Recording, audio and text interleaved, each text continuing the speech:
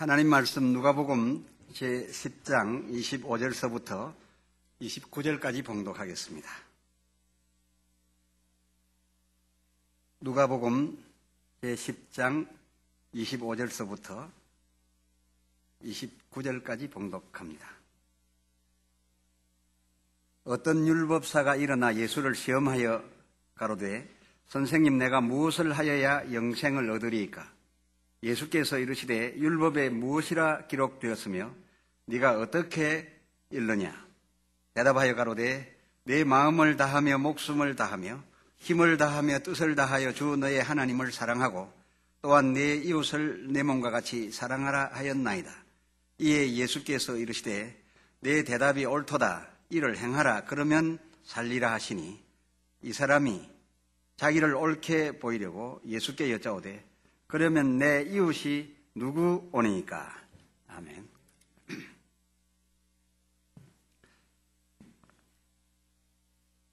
어떤 율법사가 예수께 나와서 내가 무엇을 하여야 영생을 얻으리까? 그러나 이 사람은 처음부터 정말 몰라서 물었던 것이 아니라 예수를 시험하며 자기를 옳게 보일 양으로 이렇게 질문을 하였습니다.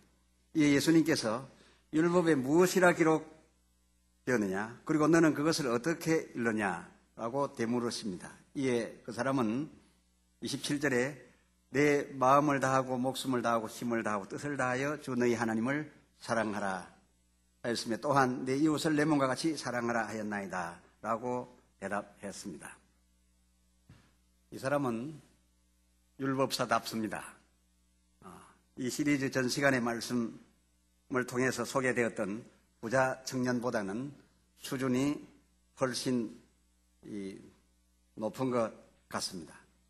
전에 소개되었던 부자 청년은 10계명만이 계명의 모든 것인 줄 알고 10계명만을 계명의 모든 것이라고 여겼으며 지켰다라고 했습니다. 그 사람에 비해서, 그 부자 청년에 비해서 이 율법사는 적어도 그 사람보다는 훨씬 깊은 것을 알고 있습니다. 말하자면 최고한 계명을 잘 알고 있었습니다.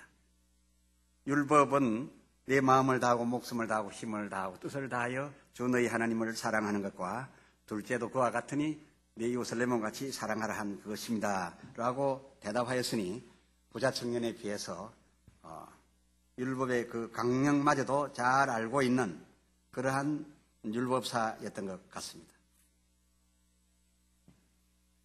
그야말로 최고한 계명이 율법과 계명의 모든 것이라고 이 율법사는 알고 있었습니다.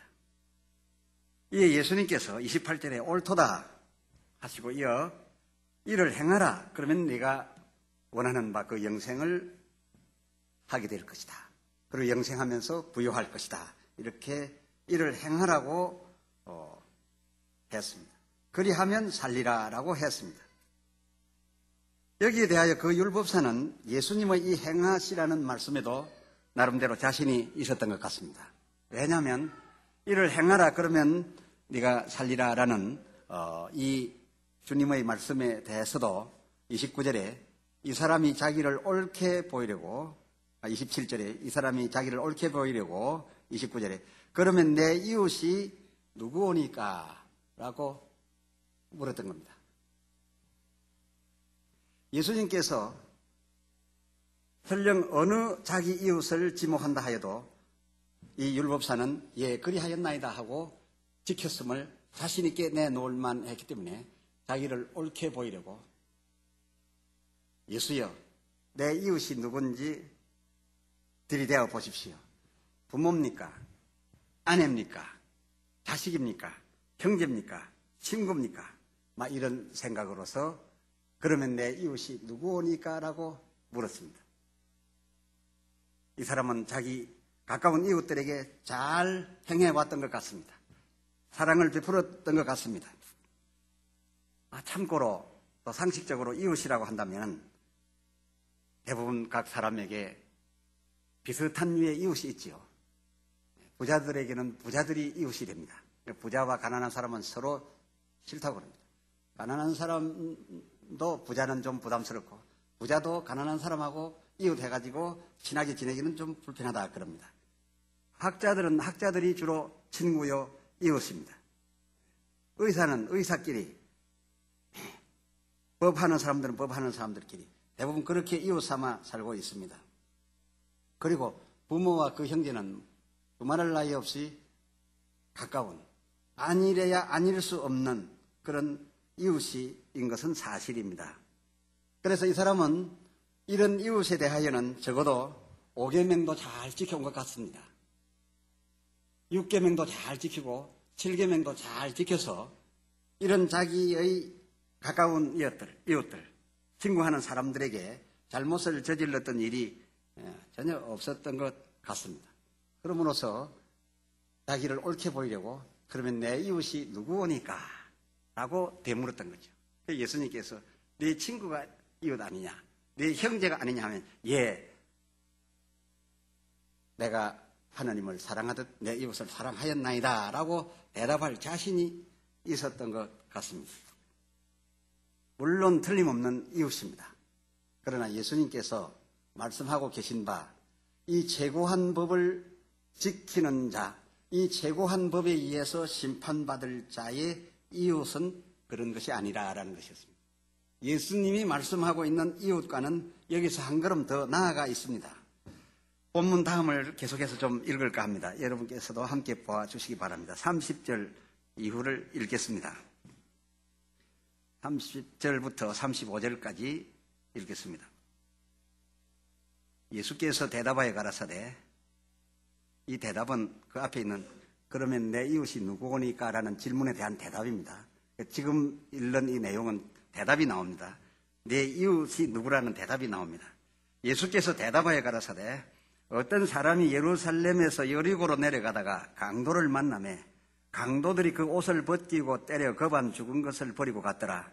마침 한 제사장이 그 길로 내려가다가 그를 보고 피하여 지나가고, 또 이와 같이 한 레위인도 그곳에 이르러 그를 보고 피하여 지나가되, 어떤 사마리아인은 여행하는 중 거기 이르러 그를 보고 불쌍히 여겨 가까이 가서 기름과 포도주를 그 상처에 붓고 싸매고 자기 짐승에 태워 주막으로 데리고 가서 돌보아 주고 그 이튿날에 데나리온 2를 내어 주막 주인에게 주며 가로되, 이 사람을 돌보아 주라. 부비가 더 들면 내가 돌아올 때에 갚으리라 하였으니.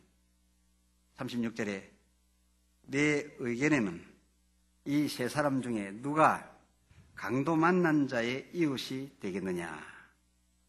이렇게 주님께서 다시 물으신 것입니다.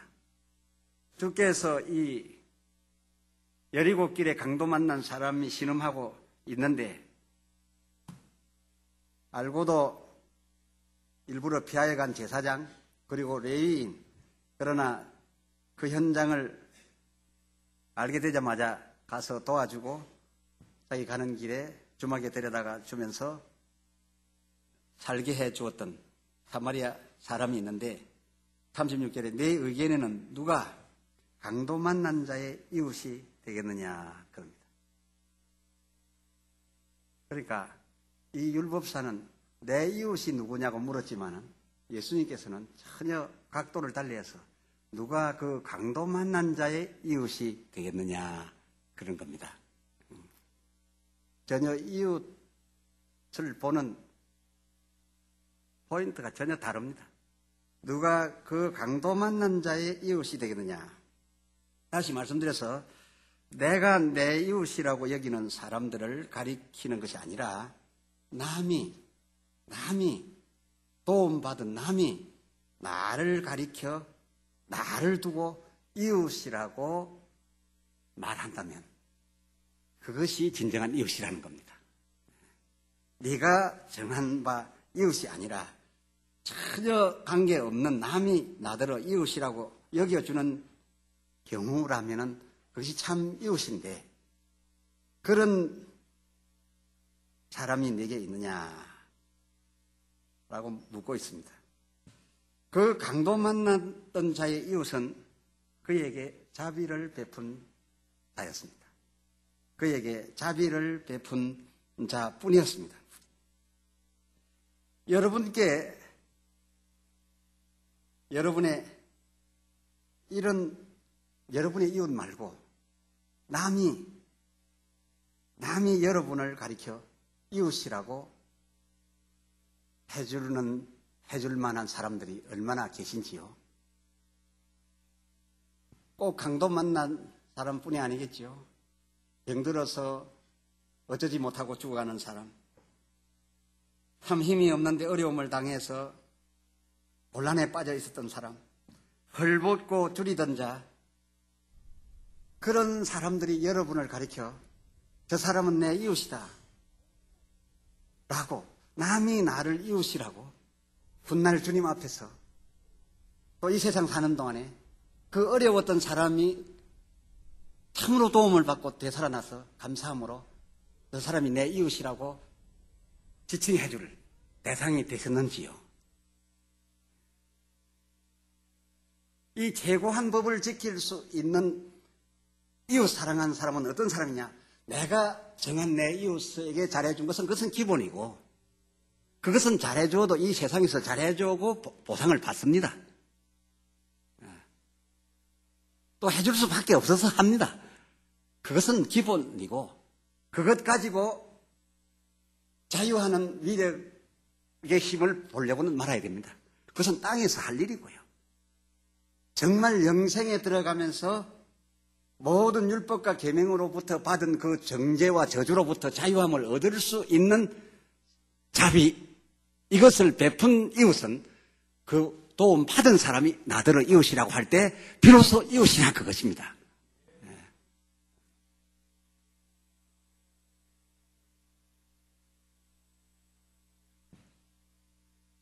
그러나 레위인은 그런 이웃을 만들만 할 때에 피하여 지나갔다라고 했습니다.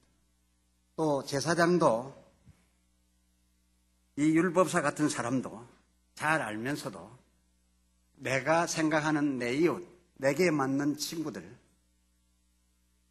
이런 사람 외에 알지도 못하는 어려운 사람이 신음하고 있는 것을 안 보았으면 다행인데 지나가다가 마침 보게 되었음에도 피하여 지나기가 충분했다 그겁니다. 이런 이웃은 지나가 버리면 그만이니까요. 형제나 부모를 안 도와주면 두고두고 친인척들이 말하지만은 이 강도 만난 사람처럼 한 이웃은 감 잡고 슬쩍이 지나가면 그만입니다. 그렇게 지나쳐버리면 나를 두고 이웃이라 할 사람이 없다라는 것이죠.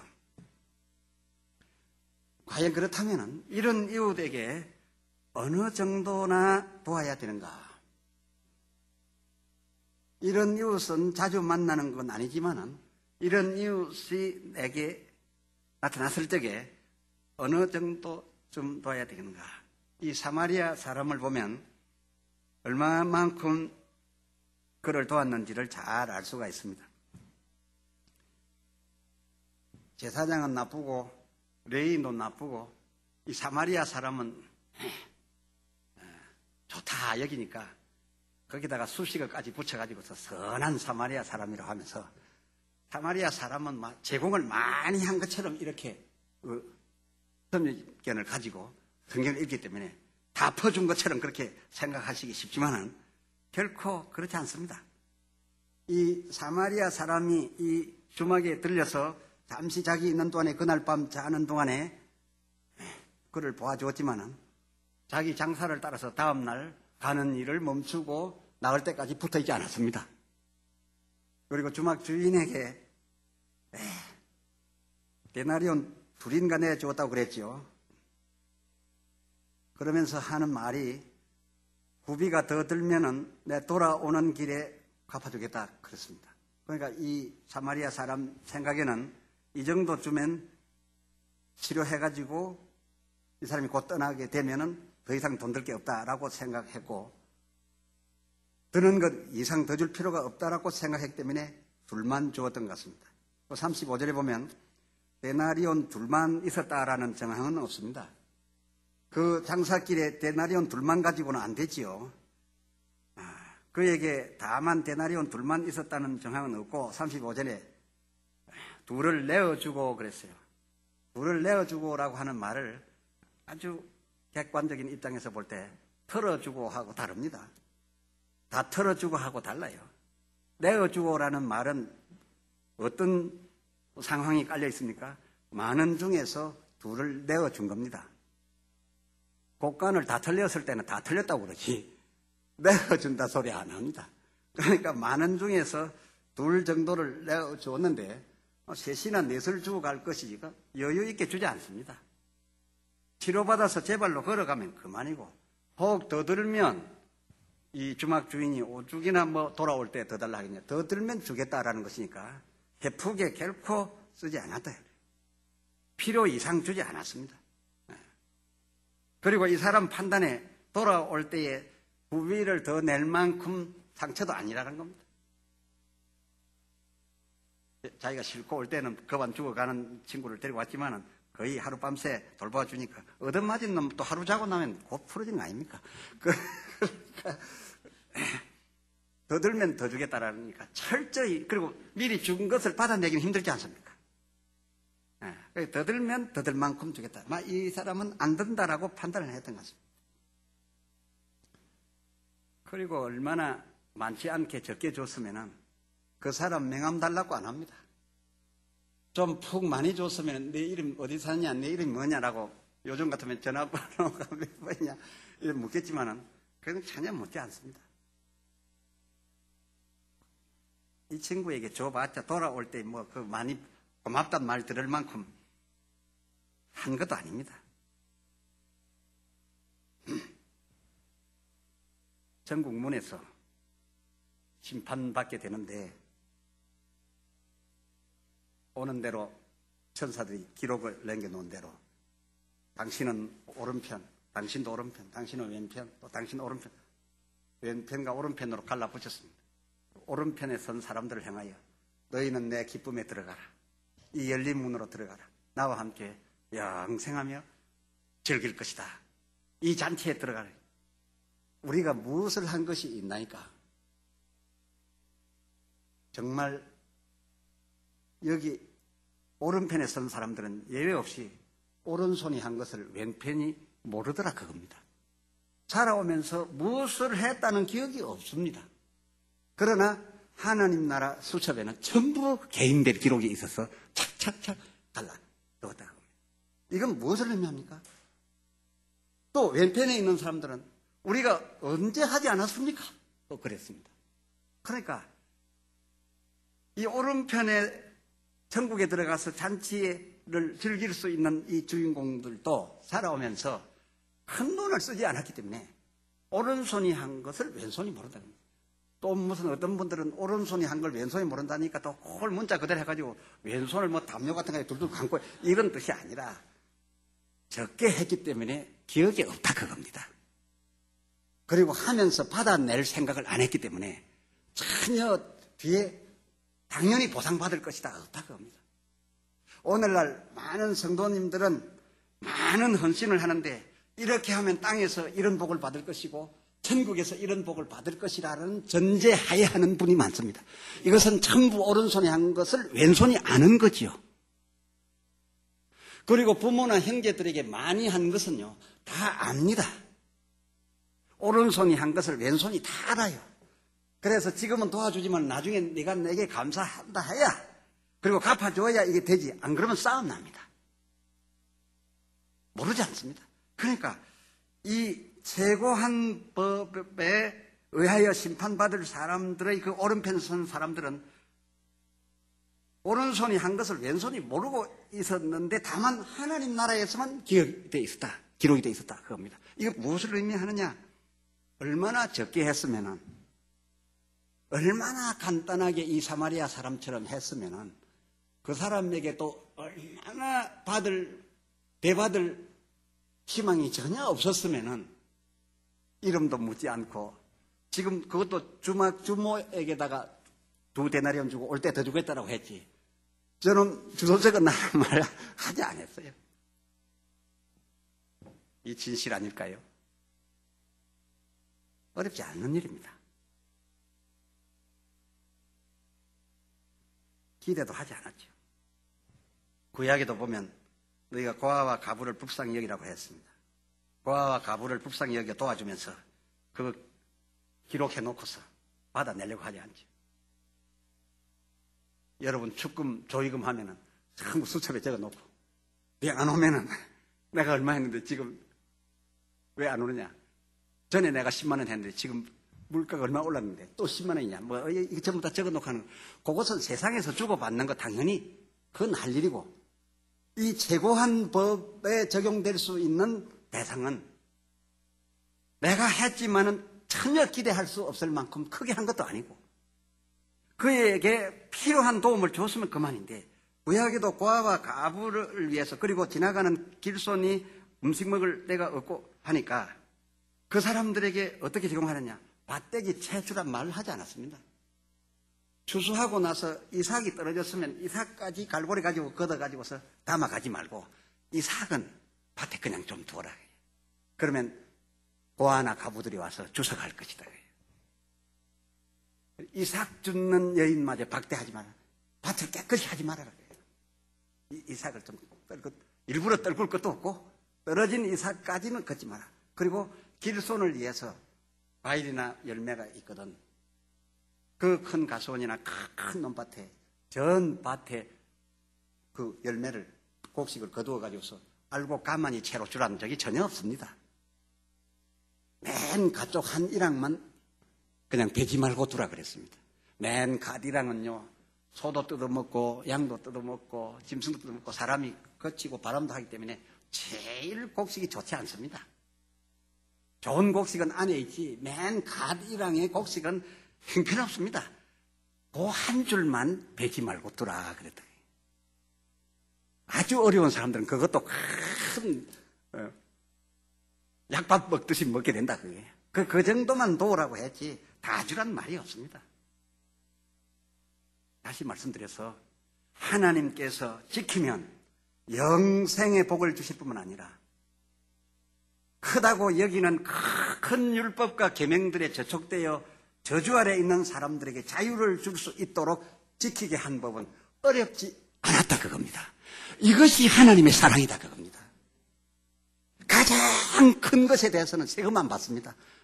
지금 우리 인생이 살아가는 데 있어서 햇빛과 공기와 이 물은 엄청난 것인데 여기에 대하여 하나님은 아무것도 요구지 않습니다.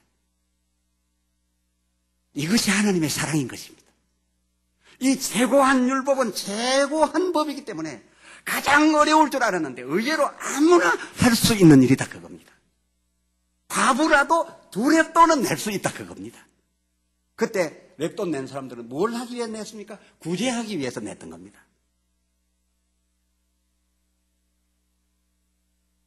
이 최고한 법 지키기에는 그렇게 돈이 많이 드는 것도 아니요. 강도 만나 어려운 자처럼 병들어서 어렵고 또 어찌어찌 어려운 형편에 쫓기게 되고 하는 사람들이 내 평생 내 앞에 널려 있는 것도 아닙니다. 저와 여러분이 사는 평생에 이렇게 도와줄 사람들이 널려 깔려 있지 않다 그겁니다. 어쩌다가 만나게 되고 그렇게 어쩌다가 마주치게 되거든 그 어려운 자를 피하여 지나가지 마시고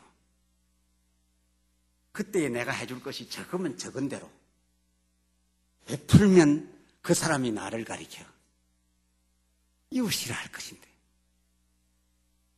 돈이 없으면 조금 부축해 주어도 이웃이라 할 것인데 이런 어려운 사람이 널려있지 않습니다. 31절에 한 제사장이 마침 그를 보고 그랬죠. 이 마침이란 말이 무엇을 의미합니까? 널려있다라는 뜻이 아닙니다. 한참 살아가는 여생 가운데 마침 가다가 걸렸다 그겁니다. 그런 사람이.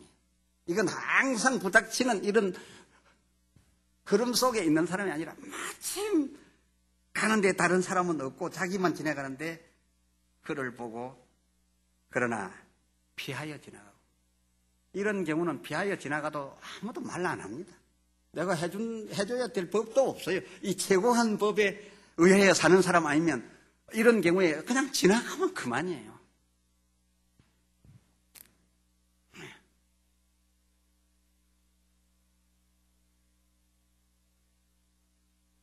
다이아 조각 잘린 무릎에다 붙이고 깔고 앉아가지고서 찬송가 레코드판 틀어놓고 한 푼 달라는 사람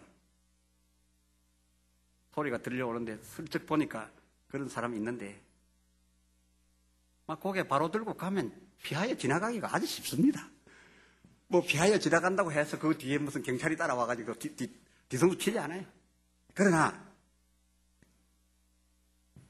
또 뭐 이런 말씀을 들었다라고 해가지고 이제 걸려만 들면 또 찾아다닌다고 또 부부가 같이 가다가 잔도 내라 싸울 것은 없고요. 말하자면 막 그 사람은 내가 안 줘도 또 살겠지만 정말 어려운 사람 널려 있는 것이 아니라 만나게 된다. 일생 동안에 하나님께서 그런 자를 만나게 해주실 것이다 그겁니다. 왜? 큰 돈 안 들고 큰 힘 안 들지만은 이 최고한 법을 지킬 수 있는 기회를 주신다 그겁니다. 그럼 그 지키는 일로 인하여 그는 일생에 매여 살 올무로부터 자유를 얻을 수 있기 때문에 그런 만남을 마침 만나게 해줄 때에는 최고한 법을 지켜 온 율법과 계명의 저촉으로부터 자유를 얻을 기회인데 그렇게 여기지 않고 지나가 버렸다.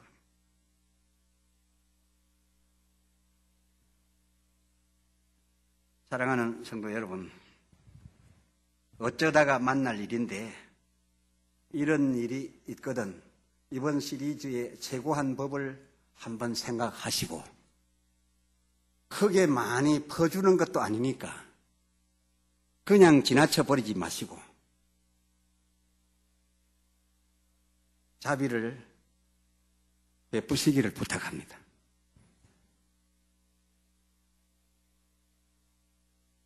그냥 피하여 지나가지 않아서 온 율법과 계명에 거친 범죄로부터 자유함을 얻게 되는 여러분 되시기를 다시 한번 주의 이름으로 권면합니다. 야고보서 2장 12절에 너희는 자유의 율법대로 심판받을 자처럼 더 자세히 번역한 번역서를 소개했습니다마는 너희는 모든 율법과 계명으로부터 정죄된 그 범죄로부터 자유할 수 있는 이 최고한 법에 의하여 심판받을 각오로 이렇게 했어요. 여러분이 천국 문 앞에 들었을 때에 다른 어떤 계명들을 잘 지켰다는 것 가지고 심판받으려고 든다면 이 계명을 말하신 네가 저 계명도 말하였으니 네가 이 계명을 지키고 저 계명을 맞아 지키지 못했다면 한마디로 범죄인이 되고 마느니라. 그러므로 네가 어떤 계명으로 재판을 받아서 자유하여 그 천국 문 안에 들어가겠느냐. 네가 그 문 앞에 갈 때까지는 자신만만하게 도달하겠지만은 갑자기 당황하게 쫓겨나 슬피 울며 이를 갈미 있을 것이니 이 최고한 계명으로 자유를 얻으라 라고 말씀하고 있습니다. 이 최고한 계명으로 심판을 받으라고 그리고 이 최고한 계명으로 심판받을 자로서 각오가 되어 있다면 그런 각오로서 네가 하나님을 사랑하듯 내 이웃을 내 몸같이 사랑하라. 각오로. 천국 문 앞에서 여러분이 마지막 그 문 앞에서 심판받을 때 이 최고한 법에 의하여 판단받게 되시기를 원합니다. 그때에 놀라운 행복감이 있을 겁니다. 왜? 이 최고한 법을 법으로 알고 지켜온 사람들은 오른손이 한 것을 왼손이 모르고 있습니다. 많이도 하지 않았기 때문에도 그렇지만 그냥 도와주려고 했기 때문입니다. 그리고 이 땅에서 받으려고 하는 것은 형제들에게 하는 것이요. 부모가 자식에게 하는 것은 받으려 않지만 자식이 부모에게 하는 것도 뭔가 많이 하고서는 다른 형제에게 보다도 더 많이 칭찬을 받거나 상속을 받으려고 합니다. 이 세상에서 내 이웃이라고 하는 사람들에게는 하면 받으려고 합니다. 그리고 한 것을 잊지 않습니다. 얻어만 먹고 도무지 고맙단 말도 안 하고, 전에 내가 빚 갚아주고 도와줬는데 지금 자기가 잘 살고 나보다 더 좋은 차 타면서 갚아주지도 않는다 하면 이런 추석 때 싸움 나는 것이 바로 그래서 나는 거 아닙니까? 이 세상의 내 이웃이라고 하는 사람들은 그렇습니다만은, 이 최고한 법의 대상이 되는 사람들은 어쩌다가 마침 만나게 됩니다. 그리고 또 많은 물질을 소비하는 것도 아닙니다. 그리고 내 혼자 다 감당할 것도 아닙니다. 내가 필요한 부분적인 것 감당하고, 그리고 내 장사길도 망쳐가면서 이 여리고 지나가는 사마리아 사람처럼 큰 장사를 해야 되는데, 많은 돈을 갖고 와서 물건도 사오고 해야 되는데, 그것을 망쳐가면서 있는 거 다 틀어주고 하나에게 매달릴 수는 없습니다. 다만 오늘 하룻밤치 2데나리온만 그 중에서 내어주고, 그리고 내 사업이 망가지고 집이 망가질 정도까지 줘야 될 일 같으면 혼자 다 하라는 법이 없습니다. 많이 안 줬기 때문에 오른손이 한 것을 왼손이 모를 만큼만 참여하라는 것입니다. 왜 이 최고한 법이 이렇게 지키기에는 가까울까, 가벼울까? 이것이 하나님의 사랑인 것을 믿으시길 바랍니다. 여러분을 죄악으로부터, 저주로부터 구원하시려는 하나님의 참 사랑인 것을 믿으시기 바랍니다. 야고보서 2장 13절에 긍휼을 행하지 아니하는 자에게는 긍휼 없는 심판이 있을 뿐이고, 긍휼을 적게 행할지라도 많은 바 받은 그 긍휼을 네가 확보할 것이라 했으니 1만 달란트 탕감받은 여러분들이요, 여러분에게 빚진 자를 용서하십시오. 여러분에게 도움을 요청하는 자를 피하여 지나가지 마십시오. 무자비한 자에게는 무자비한 심판이 있을 뿐이라고 했습니다. 그러나 적지만은 일생 중에 가끔 만나게 될 이런 일로서 자비를 베푼 자, 곧 최고한 법을 지킨 자는 이로써 모든 죄와 사망의 법으로부터 자유하여 영생과 그 복락을 얻게 될 것인데, 이 법의 위력이 얼마나 대단했던지, 돈도 많이 들지 않고 평생에 깔려있고 널려있는 것도 아닌데 가끔 만나서 베푼 바로 이 법의 위력은 얼마나 컸던지 단 몇 차례로서 1000대까지 기억하고 갔더라, 그것입니다. 아브라함을 보십시오. 하나님 앞에 이 법 지킨 자로 기억된 것이 불과 2건밖에 없습니다, 일생에. 다윗을 보십시오. 그의 범죄 행각은 엄청나지만 하나님 마음에 합했던 일은 한두 건이었습니다. 그러나 하나님께서는 다윗이 내 마음에 합한 자요, 지금까지 다윗만 기억에 남는다라고 합니다.